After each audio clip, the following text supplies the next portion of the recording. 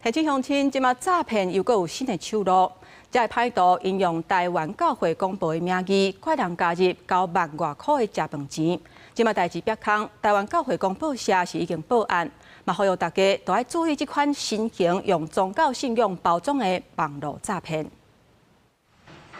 拍開面冊的新人，今日去禮拜堂的相片，讓人感覺到滿滿的幸福感。又有新興的文宣，宣稱要為基督徒打造一個交友空間，請真濟教友點入去，這哪像是真美好的平台。但實際點入去連結，這陣網頁已經予刑事局封鎖，這是新型用信仰包裝的網絡詐騙。參會，我覺得更應該要去知道了解裡面的內容、組織架構到底是什麼樣。這一看就是詐騙啊，怎麼可能會是真的呢？台灣教會公報社職員發現，網絡上有人冒用該報社名義舉辦聯誼參會活動，借以募款。本分局依規定受理，將調其相關資料。指控本身偷用台灣教會公報社名義成立平台，甚至把真正的奉獻連結放在咧網頁來騙大家信任。受害者加入來，對方會以非營利組織來打頭位，再個以食飯費來講討13700塊的費用。當事人打電話入去問，這站才曝空。台灣教會公報社嘛隨去報案。他們會利用這個基督徒的心理想要找到基督徒的伴侶，第一次接到反應，